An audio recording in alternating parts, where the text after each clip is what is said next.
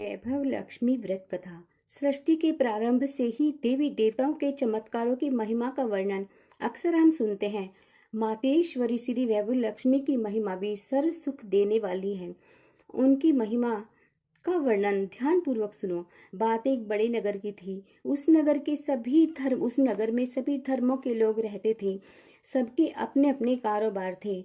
सुख एवं दुख की परवाह नहीं थी। पूजा पाठ, भजन कीर्तन, दया भाव, परोपकार जैसे सत्कर्म लोगों में नहीं के बराबर देखने को मिलते थे। नगर में शराब, जुआ, चोरी, डकैती जैसे गुनाहों का तो बोलबाला था। ऐसे नगर के मध्य में एक भक्तिपूर्ण धार्मिक गृहस्थी का निवास था। वह गृहस्थी थी सुधा और उसके पति की। सुधा धार्मिक प्रकृति की संतोषी एवं सुशील स्त्री थी। दयालुता, सदाचार तो उसके रोम रोम में बसा था। सुधा और उसका पति लक्ष्मी नारायण के सुख से अपना जीवन व्यतीत करते थे। वे किसी से अपशब्द नहीं कहते थे और न ही किसी की बुराई करते थे। वे प्रभु भजन में अच्छी तरह से समय व्यतीत करते थे। इस तरह उनका जीवन चलता था। उनकी गृहस्थी नगर में आदर्श गृहस्थी के रूप में समझी जाती थी। परंतु ईश्वर की लीला को कौन जान पाया है। मनुष्य का भाग्य क्षण भर में राजा को रंक और रंक को राजा बना देता है। सुधा का पति बुरे लोगों से मित्रता कर बैठा। वह जुआ खेलने लगा, शराब पीने लगा। जो कुछ भी उसके पास पैसा एवं पत्नी का जेवर था, वो सब उसने जुए में गंवा दिया। वह बनना तो चाहता था करोड़पति, लेकिन उसके खराब भाग्य ने से सब अस्त व्यस्त हो गया और करोड़पति न बनकर वो फुटपाथ पर आ गया। अति दरिद्रता से परेशान होकर वह सुधा के साथ मारपीट करने लगा। सुधा ने परिवार पर संकट वे परेशानियों के बादल छा गए। अपना दुख किससे जाकर कहे। तभी उसके मन में एक विचार आया। जब कभी भी वह दुखी महसूस करती तो वह अपनी देवी माँ लक्ष्मी जी की आराधना करती थी। सुधा के घर में एक छोटा सा मंदिर था जिसमें मातेश्वरी श्री वैभव लक्ष्मी जी की प्रतिमा थी। उस प्रतिमा के सामने सुधा अपने मन की व्यथा रो रो कर कहती रहती थी। वह माँ से अपने संकटों से मुक्ति के उपाय जानने की कोशिश में रहती थी। बात एक रात की थी जब सुधा स्वप्न में अपनी माँ लक्ष्मी को अपने घर साक्षात आते देखा। जैसे ही वह माँ के स्वागत के लिए दौड़कर माँ के कदमों में गिर पड़ी। उसी समय आंखें खुल गई और वह नींद से जाग गई। कहते हैं कि जो सुबह प्रातः को देखा गया स्वप्न है वह सच हो जाता है। सुधा ने स्नान किया, स्वच्छ वस्त्र धारण किए और माँ की प्रतिमा के सामने बैठ गई और शुद्ध मन से माँ की आराधना की। करुणा भरे स्वर में अपने दुखों का वर्णन करने लगी। उसकी आंखें भीगी हुई थी। जब सुधा पूजा में लीन थी तो किसी ने घर के द्वार पर आवाज दी। सुधा के घर के द्वार पर एक वृद्धा खड़ी थी। उसके वस्त्र श्वेत थे, एक अजीब सी चमक थी। सुधा ने स्नेहपूर्वक उसका सम्मान किया, उन्हें आसन पर बिठाया। वृद्धा ने कहा, बेटी सुधा, क्या बात है, आजकल तुम मंदिर में दिखाई नहीं देती। प्रत्येक शुक्रवार को तुम्हारे द्वारा गाए भजन हृदय को बहुत भाते थे, परंतु अब क्यों नहीं आती। सुधा ने अपने दुखों का वर्णन उस वृद्धा से कह दिया। सुधा के कष्टों को सुनकर वृद्धा ने शुक्रवार के दिन माँ वैभव लक्ष्मी की पूजा एवं व्रत करने को कहा। वृद्धा ने कहा, यह व्रत सबकी मनोकामना पूर्ण करने वाला तथा सुख संपत्ति और यश देने वाला एक सरल व्रत है। शाम को एक चौकी या पाट पर स्वच्छ वस्त्र बिछाकर चावल का छोटा सा ढेर करें। उस ढेर पर पानी से तांबे का भरा कलश रखकर उस कलश पर कटोरी रखें।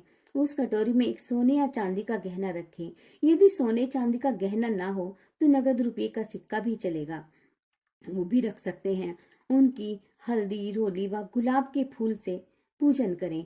धूप दीप के साथ एक पात्र में मिष्ठान या गुड़ रखें। फिर वैभव लक्ष्मी माता की कथा करें। वैसे तो माँ लक्ष्मी के अनेक रूप हैं, परंतु श्री यंत्र अति प्रिय है। जो माँ के भक्त श्री यंत्र के दर्शन कर लेते हैं, समझ लो उन्होंने माँ के हर रूप के दर्शन कर लिए। इसलिए माँ पूजन के समय श्री यंत्र को मत भूलें। उसके पश्चात लक्ष्मी चालीसा का पाठ करें। फिर लक्ष्मी स्तवन का पाठ करें। इसके पश्चात घी और आटे और चीनी को भून कर बनाया गया प्रसाद, जिसमें केले के टुकड़े भी कटे हों, माँ लक्ष्मी की आरती करके उस प्रसाद को लोगों में बांटें तथा बांटते समय भी आप जय माँ लक्ष्मी बोलते रहें। यह व्रत निरंतर 11, 21 या 51 रखे जा सकते हैं। सूर्यास्त होने के पश्चात माँ की उपासना करके जब व्रत प्रसाद बांट लेवें तो आप भी भोजन ग्रहण कर सकते हैं। माँ के आगे रखे चावलों को सब पक्षियों में डाल दें तथा कलश का पानी तुलसी जी की क्यारी में डाल दें। व्रत पूर्ण होने पर माँ फल व्रत का उद्यापन करें, जिससे 5, 7 या 9 सुहागिन स्त्रियों को भोजन कराएं। उसके पश्चात उनके मस्तक पर कुमकुम का तिलक लगाकर चावल लगाएं, उनके चरण धोकर उनका आशीर्वाद लें।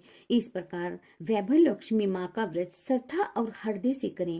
सुधा वृद्धा से माँ की कथा, माँ लक्ष्मी की महिमा सुनने में मगन थी। उसे तो यह भी ज्ञात नहीं हुआ कि वह वृद्धा कब उसके द्वार से चली गई। फिर शुक्रवार का दिवस आया। सुधा उसी दिन की बेचैनी से प्रतीक्षा में थी।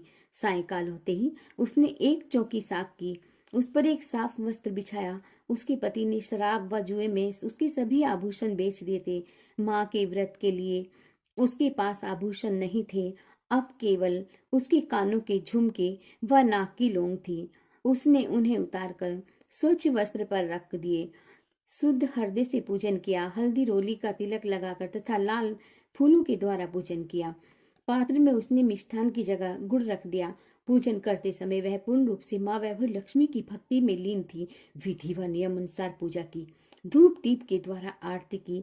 इसके पश्चात प्रसाद का माँ लक्ष्मी को भोग लगाकर स्वयं भी लिया।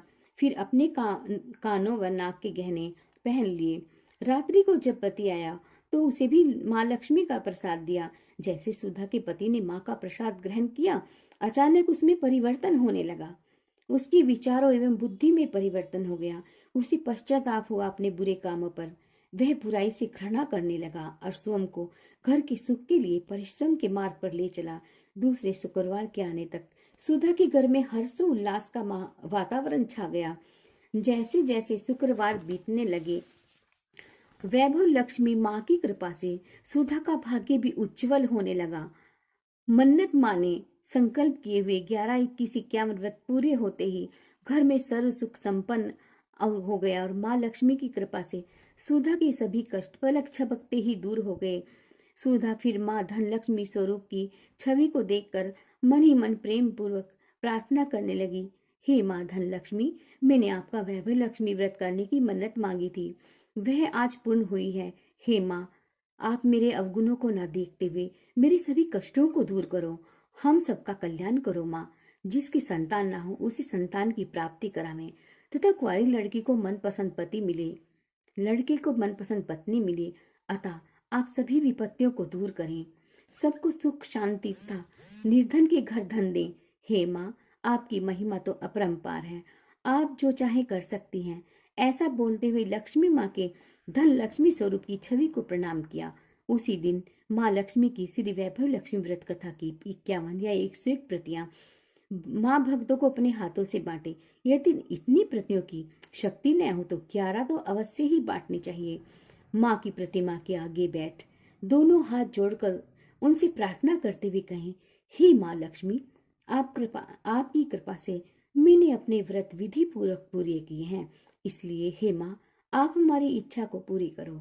इस प्रकार सुधा की श्रद्धा भक्ति भावना से वैभव लक्ष्मी की से सच्चे व्रत से माँ लक्ष्मी ने उसकी पूजा स्वीकार की। उसके घर में धन संपत्ति, सोने चांदी और ऐश्वर्य के सभी साधन जुट गए।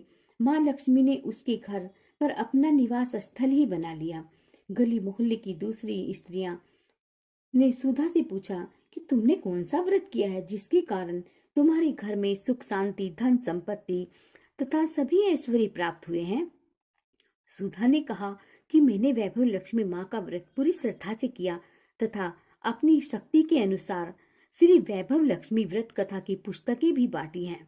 यह सुनकर गली मोहल्ले की दूसरी स्त्रियां भी विधि पूर्वक माँ वैभव लक्ष्मी का व्रत करने लगी। तो मित्र, ये थी वैभव लक्ष्मी, मेरी वैभव लक्ष्मी माता की कथा। जय माँ वैभव लक्ष्मी, हमेशा अपनी कृपा हम सब पर बनाए रखे माँ। जय वैभव लक्ष्मी माँ, जय वैभव लक्ष्मी माँ। तुम्हारी सदा ही जय हो। हे माँ, अपनी कृपा मेरे परिवार पर हमेशा बनाए रखो। हम सब पर अपनी कृपा बनाए रखो। हे महालक्ष्मी, आपकी सदा ही जय हो। जय हो महालक्ष्मी माता की जय हो।